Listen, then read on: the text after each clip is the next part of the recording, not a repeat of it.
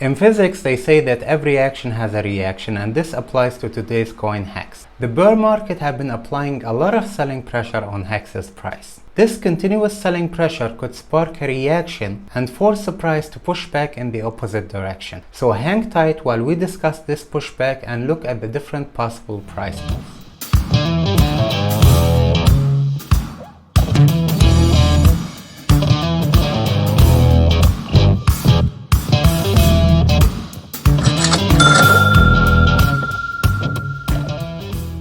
Hey everyone, welcome back to the channel. This is King, your host, and as always, today's video is for educational purposes only. If you're a returning viewer, welcome back. And if it's your first time in the channel and you happen to enjoy my videos, then please make sure to subscribe and hit the like button. Also share the video if you think it's worth sharing. Now, I always try to give you guys videos and analysis for the most requested cryptocurrencies, but I also appreciate if you let me know in the comments below what are the different cryptocurrencies that I should cover in my upcoming videos or any other topics that you might be interested in. Now let's go and look at the chart. When you first look at the weekly chart of HEX, you would notice that there is nothing much from a structure perspective. But if you dig deeper, you'll find that there is more hidden details and signals inside this simple structure. The first signal is a bullish signal related to the Fibonacci retracement levels. This structure here have given us a single impulse in this chart. If we plot the Fibonacci retracement levels on this impulse, we will see that the price have been respecting the 78.6. While this may seem a small detail to many people, this is an important fact that indicates strong momentum and buying power. Out of the last 30 or 40 analyses I did on this channel, almost none of the cryptos I analyzed have managed to respect any of the Fibonacci retracement levels, and they all failed to hold their ground in this bear market. Now, if the price manages to hold its ground around this level here, it will be a great factor that will help the price push back up again. On the other hand, there is another detail that's worth mentioning.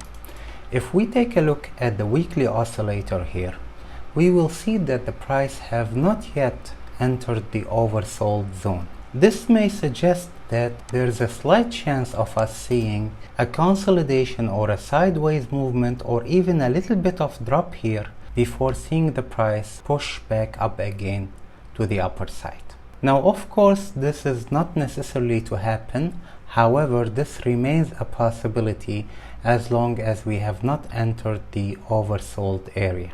Because if we take a look at the history, we will see that the price is not always necessary to enter this area here before moving up again. But I'm telling you this in order to keep an open mind for the different scenarios and avoid having bias in the market. Now, if we move to the daily chart and start building on top of these signals that we just highlighted on the weekly chart, you will notice that we have more bullish signs on the daily chart as well. The first signal is that we have a strong support zone that's helping keep the price above its current levels, and it happens to have confluence with the 0.786 Fibonacci retracement level. This support level stands right here. Notice how this support level have been retested multiple times, and it have managed to hold the price before and after its breakout at this point here. Now, if we add this to the 78.6 Fibonacci retracement level, we will see that we have two bullish signals that are aligning with each other, but that's also not all. We have two more signals on the daily chart that indicates an additional bullish momentum to help the price push back further to the upside. The second signal is the divergence on this corrective structure here. Let's bring the MACD histogram and compare it to the current price action that we have in these lows.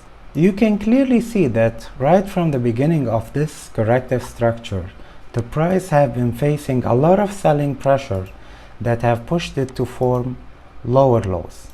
Now, if we match these lows with the MACD histogram, we will see the exact opposite here, and we'll see that MACD is forming higher lows instead of lower lows. While the trend here on the chart is going down, the trend on the MACD is actually going up.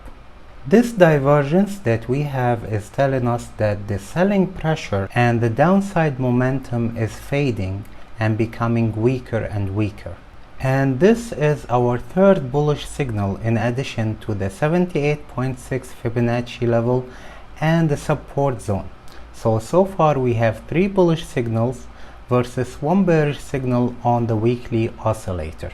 The additional and the last bullish signal that we have on the daily chart is this bullish engulfing candle over here.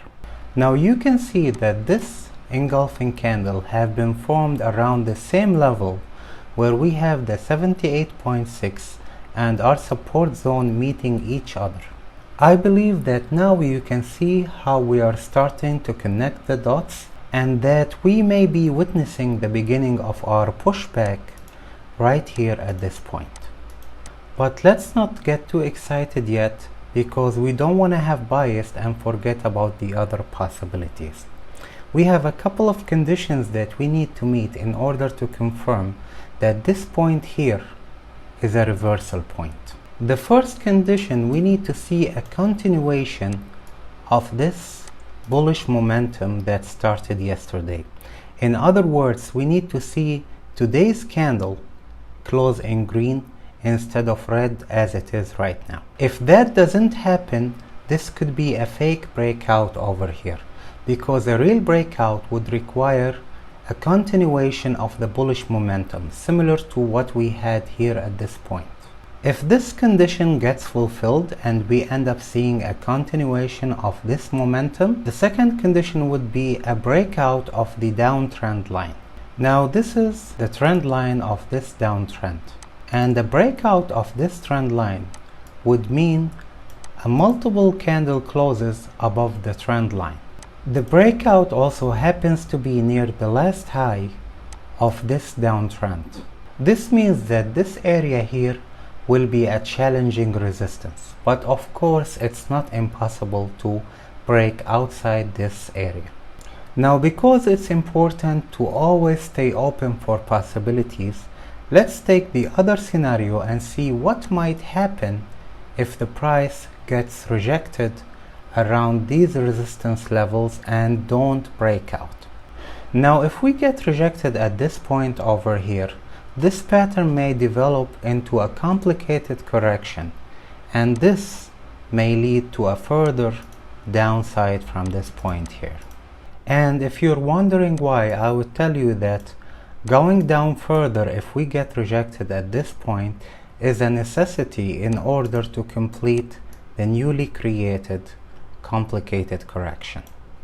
Now it's early, of course, to discuss this scenario in details, because from what I have shown you in today's analysis, we have 4 bullish signals and only 1 bearish signal on the weekly chart. And of course 4 beats the hell out of 1. So we will stick with the bullish forecast for now.